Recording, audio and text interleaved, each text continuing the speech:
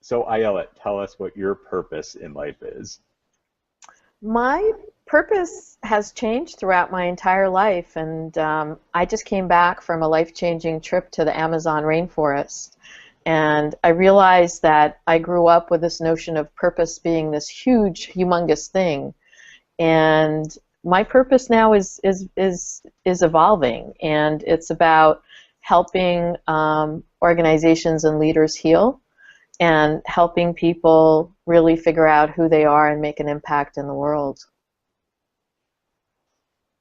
And can you, I mean, I obviously we met through social media, but what drove you towards business and social media? So it's really funny because I auditioned to get into my undergraduate degree. I've lived in 4 countries. As a teenager, I got moved around a lot in different parts of the world and had to stop and start over my life and build new communities and still connect with the people that I had been connected before. I can't even tell you how many high schools and how many countries I went to. And then I auditioned. I was very active in theater. I was very active as a teenager, and I thought theater was my passion in my life. And I auditioned to the best theater school in Canada. I think there were 5,000 applications, and they accepted 120 of us. And that's what I thought I would do. My father almost had a heart attack. He asked me, like, what purpose is that? How are you going to live with that? And, life just happened, and I ended up changing my major and finding my way into business. Social media to me is about technology. As you know, I was an executive in high tech for many years. Technology for me is like air. Connectivity is like air. I can't live without it. And so I got driven into business because I was told that I had to make a living and that this was the 7-point plan of what life should be. And it wasn't until a couple years ago when I fired myself in corporate America that I feel that I'm finally living my purpose and not somebody else's dream, but my real dream to be and do whatever I want to without boundaries. And social media for me is a bunch of tools.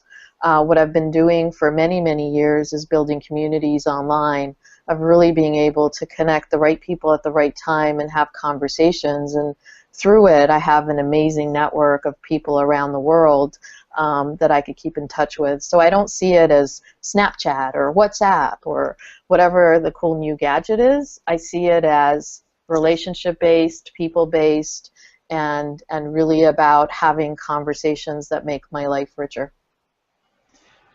And I am going to ask you about teens, and I think we need to preface this by the States because I know you have traveled to a bunch of different countries, so maybe you can kind of apply this to the rest of the world, how we look at it here in America. But most teens growing up today don't know the life without internet, and so how can they maximize the benefits of being this computer savvy? Well, I think it's a benefit. I mean, I'm just so astounded at the questions that we ask about the internet and technology, because nobody asked that about, how did it feel to go from horse-driven to cars? Like, what's it like to live in a world with cars? And what's it like to live in a world with television? And yet we're so obsessed with the internet and social media as a distraction. I mean, for me, I could not live. Maybe I'm a teenager. I feel like I'm internally 27, but I could not live and breathe without the internet. And one of the biggest challenges when I went into the Amazon rainforest to meet with the Ashwar tribe was, oh my God, I'm not going to have internet for that amount of time.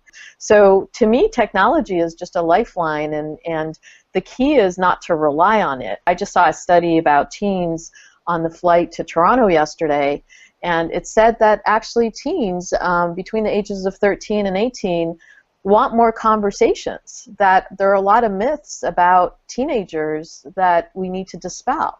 And I think the connections and the conversations are really important. And, you know, from listening to Matt talk, I mean, I think friends are everything, and taking the time to really connect and use the social media tools that are out there to do that, not to bully people, not to threaten people, but to come back to the common sense of humanity. The opportunities are endless of what we can accomplish. And do you have any suggestions for teenagers looking to, you know, to get digital jobs, as far as how they should be using it, what they should be using to really, you know, position themselves well for a job in their career? Sure. So rule number one is forget about the tools. You know, one of the biggest disservice we do to kids today is, and I think for a long time, is we ask them the question of, so what do you want to do when you grow up? And I think that's a really limiting question. I think we should be asking teens and ourselves, you know, what's your purpose? Who are you? What impact do you want to have on the world versus, oh, you want to be a fire person? You want to be a police person? You want to be a lawyer? I think we really have to start with knowing what your purpose is. What impact do you want to make in the world? And then also then look at your network. Everything in life is about relationships and trust. The questions that you need to ask yourself is, who do you trust? Who trusts you? And what fosters trust? That's the first thing you need to do. And then when you're looking for a job and you're looking to connect, it's how do you use those people in your network to be able to drive those connections. Like, for example, I met Catherine when I was giving a talk at the Legatum Institute at MIT. And she had the foresight to keep in touch and to connect and stay connected. There were like hundreds of people that I met there, but Catherine stood up for me. Catherine from Global Deeds just stood out for me because she connected and she started a conversation and she stayed in touch. And then, you know, I connected you to Catherine. and you know, I mean, this is how the world works. It's all about, and I'm working with this and with large organizations right now. It's all about the connected networks, and the connected networks have three parts to them. One is finding the right people at the right time. So my question to the teens would be, who do you know? Who do you want to know? How can you build the relationships through the right social tools? I mean, I had a conversation a couple weeks ago on Twitter with a professor I have never met in my life who's this well-known guru. And it was all because of the ability to reach out to him on Twitter and have that conversation and have him respond. And yeah, not everybody responds, but if you keep trying, you could connect with more people, because what you really want to do is you want to create those conversations with people that can tell you what that job's about, what you should be thinking about, who else you should talk to. You know, always ask people, you know, who are a couple of other people I should talk to. Just have more conversations with people. And the cool thing about technology now is that, you know, there are a lot of free tools like what we're using, like Google Hangouts, where you can just have a face-to-face conversation with someone and really get to know a lot more people. And use your time really effectively doing that, and using the right social media tools to be able to connect to it is really important. And then the third element of having a connected network, when you have the right people and you have the conversations, is how do you co-create? How could you do more things together? And don't always have in sight the fact that you need a job. Have in sight a fact of maybe there's some volunteer work that you could do. Maybe there's something you could read. You know, think about it in a broader way of how you're building your network. The opportunities are endless, and I could tell you this, coming from a corporate world, if you think that you're going to send your resume in to some HR person and they're going to get you the job, you have to think about how you differentiate yourself. And I feel kind of bad about giving that advice, because I actually sent my resume online to Cisco, and that's how I got my job at Cisco. But that was a long time ago, and things have changed quite a bit. The thing you really need to learn and hone your skills on is around your relationship and your trust. And how do you foresee the unemployment and underemployment situation? And what do you believe teens should know at the high school level in the event that they're not able to afford a college education? Well, I think a lot of it comes to trusting yourself and knowing yourself. Once you understand what your purpose is, you have to see what is the right. My parents never got an education when they were young. And so the most important thing to them in their lives were that we get the education. And both of my parents, my father got a law degree and my mom got a master's while we were kids growing up. So I was surrounded by education and seeing people who didn't have access to education and weren't even allowed. My mom wanted to be a nurse, and she was told at that time that she couldn't be a nurse because that was not a good profession for a woman like her. And so, that background that I came from always told me that anything is possible, and that if you apply yourself, you could do things. But my parents drove me too much to an education, and I was all the way in a PhD program when I realized that if I completed my PhD, I would be overqualified to get a job. When I decided to drop out of the PhD program, I keep telling people that on my resume I'm a PhD dropout. And at that point, my father told me that without that PhD, I would never amount to anything. And that was hard, that was really hard to deal with, because that's how important education was to him, and the fact that I could choose that, I could choose to leave, was hard. That was a hard choice, but I knew that I would be underemployed when I would go look for a job, because there weren't a lot of jobs. I wanted to teach, and I knew there weren't a lot of jobs that were going to be available for teaching at the time. And so my advice is find the way, find the people in your network that can get you there. The education is important, but also, there are entry points regarding what you want to do with your life that you have to have a degree in. There's some that you don't.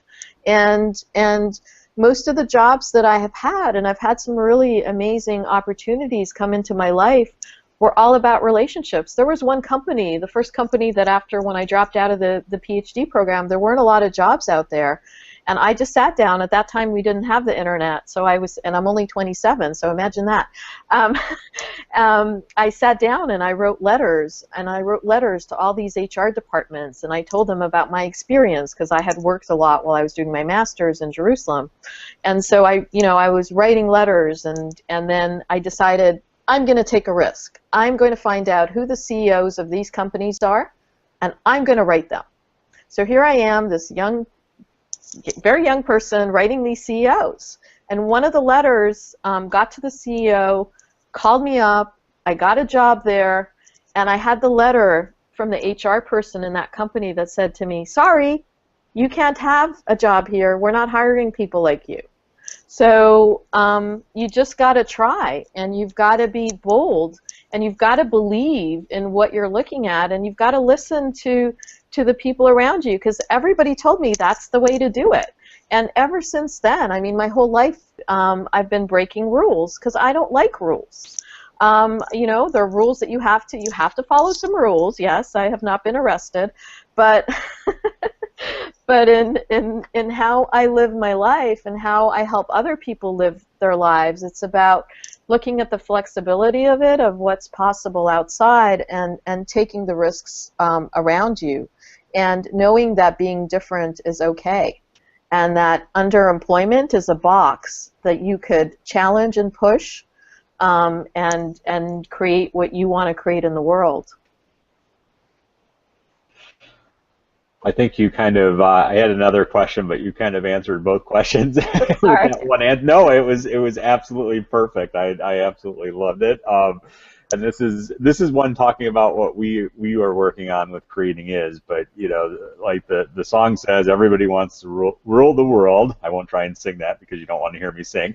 But it's really, can you explain to us, the difference between collaboration and competition, and then what we are working on with our mission and vision for Creating Is?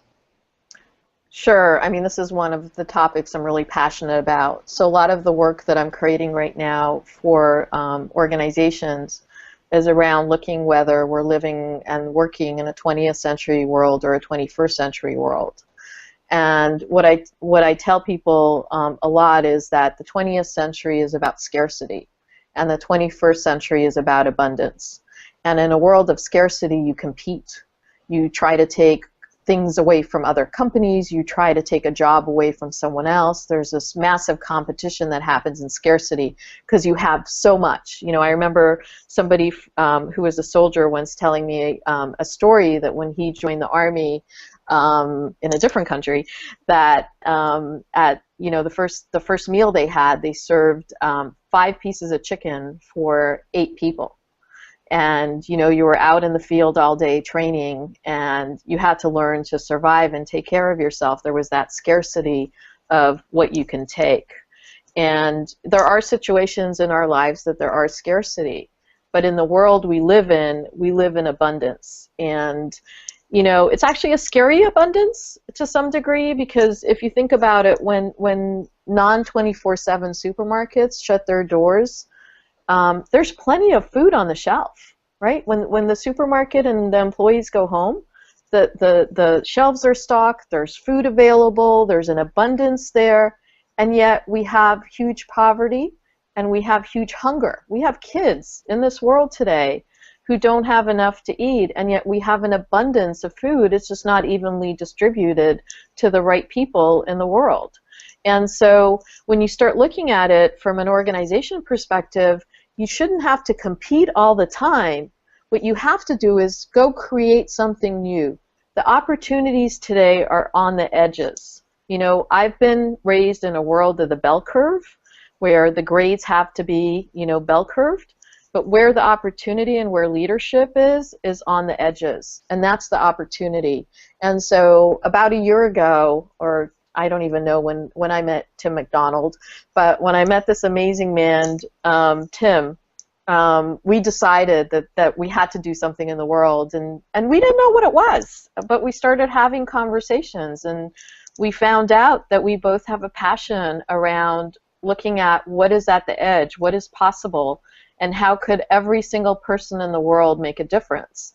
And so Tim and I have started a movement to really look at how do we imagine leadership? What does leadership mean? How do we live in a post-hero society where every single person makes a difference? You don't need to start a nonprofit. You need to have a conversation with someone and really be able to listen. And it's something that everybody can do, and we have these Google Hangouts where we have conversations with amazing people, and they go from Kat Cole, who's the president of Cinnabon, to Steve O'Yorke, who started a technology center in a slum in Kibera to help other youth do more in the world. And so it's about the creators, the doers, the makers in the world, the people that are humble and want to make a difference in the life of other people, because there's a whole generation out there of leaders that we need to kind of bring in and raise as well. The other thing that's really important is, one of my passions is, I don't think that the generation coming into the workplace has to accept the workplace the way it is. I'm really tired and angry at this expectation that they need to adapt to how we screwed up work in the older generations. I think the opportunity here is to show some leaders, some leadership from teenagers to say, this is what we think work is, this is what we think work should be, and be able to influence it and create a work environment where you don't have the level of disengagement that you have today, where we eradicate depression, where we don't have people medicated, where we don't hide behind diseases that don't really exist. Because I can tell you this much, go to a village in Africa, and I've been to villages in Africa, and I've been to villages in Latin America, and I think I just mentioned I was in the rainforest. I didn't see anybody depressed or medicated. And we have so much more than they do. And so we need to stop numbing ourselves with stuff. The biggest lesson I learned in the jungle is take what you need. take what you need. And often in our society here in America, most people don't know what they need. So let's figure out what's our enough is, and we're doing it through our Creating Is movement. Would love to get people more engaged in that. And just super excited about life, Tim. I mean, I tell people I have no problems. Like, what problems do I have? I have no problems. What I want to do is I want to help people and really care. And so, again, you know, there's a connection point right there for anybody watching. Well, let me shift gears, but something that I know we're both passionate about on a different topic, which is women in business and technology. And so why aren't there enough women in those positions, and how can that be changed, and why is it so important?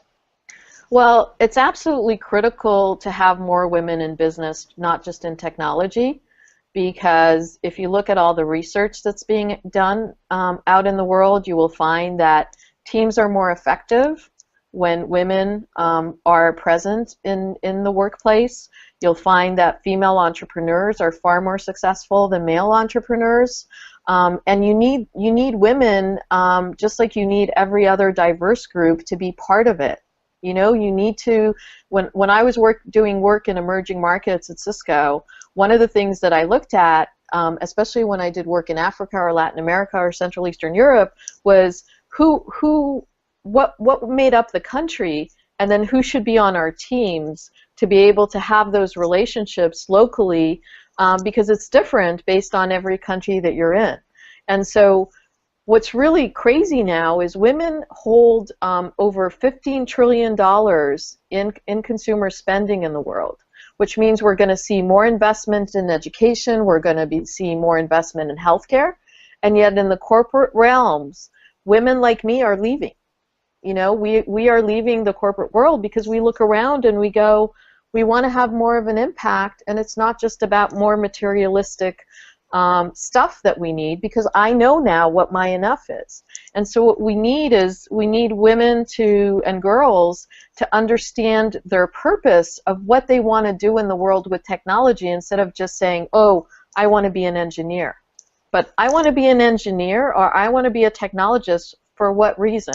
Oh, you want to be an engineer because you want to work for a company that connects people and works on poverty by looking at how food from hotels can be transferred to people on the streets, and you want to engineer a process like that? Perfect. You know, go do that. So what we need is, we need to have more women and girls who understand what their purpose is to go in for that technology.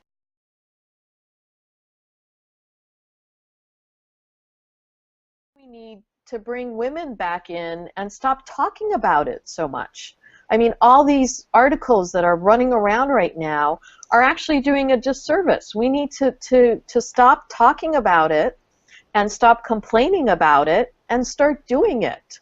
I mean, I could come into hundreds of organizations and tell them, how could they keep more women in the workplace, as a woman who had left? And it was my choice. I fired myself. I didn't get laid off. I didn't get a pink slip.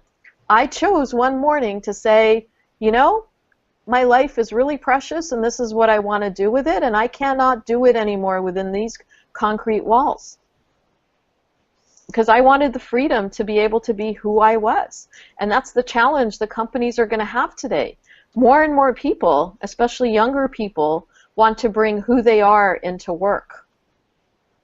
And it used to be that work told us, this is how you need to be, this is our culture. But, you know, I love teens. I love, you know, my best part, the reason I stayed at Cisco as long as I stayed was because I was the executive sponsor for the younger generation and for the women. And, you know, it was really hard when I announced that I was leaving, because they felt like, you know, here I was mentoring so many people. But then I think it was really, you know, when I looked at it down the line, they thought, oh, you were brave enough to go do what you thought you wanted to do, so it was a great example. But it's a hard one. I mean, I think if you're a woman out there watching this, a girl, whatever you are, take risks and just know what you want to do, know who you are, and then go figure out what you want to study and who you want to be in the world and the impact that you want to have, and go do it. And don't let anything stop you, because, you know, I've got lots of bruises. I've fallen down. I've supported so many companies with ointments, and in a drug-free way, it's just a matter of trying. I mean, this is what life's about. It's loving the fact that we have the opportunity, that we have the health, and we have the capability to do anything we believe in. The last question I have for you, Ayelet, is your leadership propelled Canada from 6th to the 2nd largest revenue generating country for Cisco at nearly $2 billion. What are some of the key elements of that strategy that help lead to such an incredible success that you had there? Well, first one is team. I didn't do this by myself. I mean, I worked with amazing people and had amazing leadership. And again, I worked with people who took risks. I took people who were, you know, if you look at it, it's the most ridiculous thing to look at a country like Canada and think, oh my God, it could be number 2 in revenue when you've got like bigger countries in the world, because Canada is a tiny little country. And you know, we had passion. We brought the team together. We had fantastic leadership.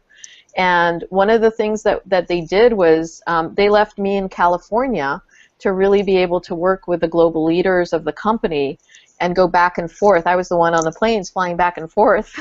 But my job was to influence the company to really be able to make some changes that were getting in our ways, and we didn't stop. I mean, I got to a point where people would see me on the Cisco campus in San Jose and say, yes, yes, Ayelet, we know, Canada, Canada. And it was through a lot of conversations. I mean, we did have a strategic plan. We brought people together. Again, it's the connected network. We brought the right people together at the right time, both internally and externally. The guy I worked for was brilliant because he brought on board a former member of parliament who helped us build connections and relationships with government and nonprofits. We had the best corporate social responsibility program in the world for Cisco because we integrated it in how we did business. And then we had the right conversations with the right people, so then we were able to co-create and not do it ourselves. The last thing that was really important was I personally went out and talked to 100 people across the business in Canada. I set up one-on-one conversations with people at all levels of the organization, from the top to the middle, and I hate hierarchy, but you know. And I remember interviewing and having a conversation with a Jen Wire at the time, and I said to her, "So what's it like to work here?" You know, she looked at me and she said, "Is this confidential?" And I said, "Yes." She didn't know I was going to be telling it on a video for lots of people to hear, but I'm not going to mention her name. But she said to me, "You know, people come here to die." And I went, "Oh my God, what do you mean? What do you mean? Are people dying? What's going on?" And she said, "No, you know, look around. It's a very male environment. Most of the people around here are married, and it's their last stop before our dreaded word of retirement. It's their last stop before they go anywhere. They leave at 5, they go to their families. There's no passion here." And so I left that conversation and I ran. And I said, we need to change, you know, this perception of the younger generation, or we're not going to be able to move anywhere because we can't do anything without the younger folks. So, you know, that was a big lesson for me, is to have the conversations, to listen, and then go take action on it. Fantastic. Catherine, do you have any last question that you want to ask Ayelet? I feel like I just went through an MBA after listening to her. Where have you been all these years? Right here. Right awesome. here. Thank you so much. I mean, I have a million questions, but of course, I'll keep emailing you. Absolutely. This is the thing. I'm so happy I kept in touch with you and everybody, that you introduced me to all these people, including Tim. Absolutely, Catherine, and you know your courage and just everything that you do. I mean, I'm in awe of you, and I'm in awe of what you're creating, and you're one of my heroes. And Oh, you're so, one of my heroes. yeah, but this is everybody could do something, right? And then it's you know in our post-hero society where we're not numbing ourselves with food or alcohol or busy, you know. I mean, Yeah. and we could have this new perception of what time is and really create. Like right now, in my old me would be freaking out because we went over time. You, And I know that I need to get your somewhere taxi might else, be waiting. but I don't care because this is meaningful, and the taxi Thank can you. wait. So, Thank you so much for taking the time to have this conversation, and I've learned so much from the both of you, from everyone. So what the next step after this is to bring this footage to different high schools and detention centers and other nonprofit organizations. We'll be promoting essentially you guys, everything that you do, what you believe in.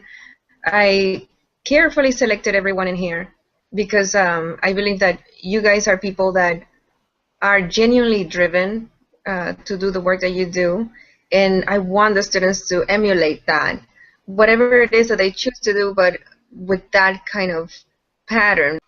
You are very passionately driven, and I think that's so important. So that's the one thing that we want to share with the students to figure out their quote unquote why in life before they start on anything. They have to figure out themselves and then go from there. I think that's the most important thing. I feel that regardless of what's happening in your life, if you have something that you really believe in and that makes you so happy, you just get up in the morning, and it's a catalyst in itself. So we want that. We want to instill that in the students.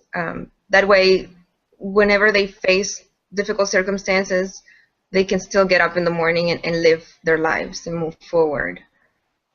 So thank you again for being here and donating your time and your knowledge. This means a lot to me. And I wish I had this when I was in high school. yeah, Me but too. This is awesome. well, you know, and you may not have had it in high school, but imagine how many lives you're impacting with it, and that's why you're my hero, Catherine. And no, seriously, and just keep doing what you're doing, and I'm here to help if you need. And I'm sure Tim is. We should do a Creating Is with Catherine, Tim. Absolutely. Thank you. I would love that. Great. So then I could shut up and ask the questions. I'd like that. That taxi driver must be Yeah. must be complaining outside. Yeah, I gotta Sorry. All right. Bye. Big Bye. hug, Tim. Thank you for doing this. Thank you. Enjoy your day. Thanks. Bye. Bye.